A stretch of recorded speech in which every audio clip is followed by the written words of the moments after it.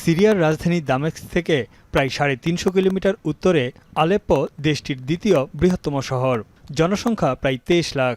২০১২ সালে বিদ্রোহী বাহিনী হায়াত তাহরির আল শাম আলেপ্পোর পূর্ব অংশের অর্ধেক দখলে নেয়। পরে ২০১৬ সালে রুশ বিমান অভিযানে শহরটি পুরোপুরি নিয়ন্ত্রণে চলে যায় প্রেসিডেন্ট বাশার আল আসাদের সরকারি বাহিনীর হাতে। ধীরে ধীরে সিরিয়ার উপর আধিপত্য বিস্তার করেন প্রেসিডেন্ট আসাদ। শুরুর দিকে আল কায়েদা ও আইএসের সহযোগিতায় গড়ে ওঠে বাহিনীটি।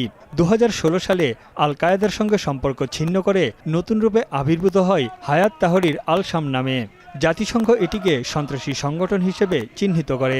মাত্র ৩ দিনের ব্যবধানে আলেপ্পো শহর নিজেদের দখলে নেয় বিদ্রোহী বাহিনী এইচটিএস, যারা প্রেসিডেন্ট আসাদের সরকারি বাহিনীর সবচেয়ে বড় প্রতিদ্বন্দ্বী। সাম্প্রতিক আক্রমণকে বিদ্রোহী বাহিনী প্রতিরক্ষা হিসেবে দাবি করেছে। বলছে, জনগণ ও দেশকে রক্ষায় আলেপ্পোর দখলে লড়াই করেছে তারা।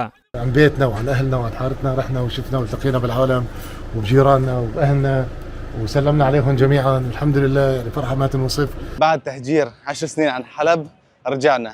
يا رب الله يرد كل مهجر والله يرد اهلنا النازحين في الخيم على بيوت سالمين مثل ما نحن فرحنا بتحرير مدينتنا.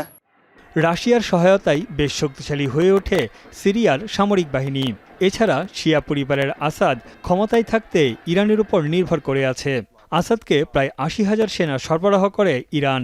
মূলত এই দুই দেশের উপর ভর করেই সিরিয়ার প্রায় ৭০% ভূখণ্ড নিজের নিয়ন্ত্রণে রেখেছে আসাদ সরকার। এ অবস্থায় মধ্যপ্রাচ্যে হামাস ও হিজবুল্লাহর সঙ্গে ইসরায়েলি বাহিনীর চলমান সংঘাতে সিরিয়া অনেকটা আড়ালে পড়ে যায় ইরানের। এছাড়া ইউক্রেন যুদ্ধে মনোযোগ দেয় রাশিয়াও যথেষ্ট শক্তি যোগান দিতে পারছে না বাশার আল আসাদকে। এদিকে ইসরায়েলও বিমান হামলা চালিয়ে যাচ্ছে সিরিয়ায়। কয়েক বছরের স্থিরতার পর আবারও চ্যালেঞ্জের মুখে প্রেসিডেন্ট বাশার আল আসাদের শাসন ব্যবস্থা, যা মধ্যপ্রাচ্যকে আরও অস্থিতিশীল করে তুলছে। আরব বসন্তে কোণঠাসা হয়ে পড়া আসাদ সরকার রক্ষা পেলেও এবার নতুন করে চাপে পড়েছে।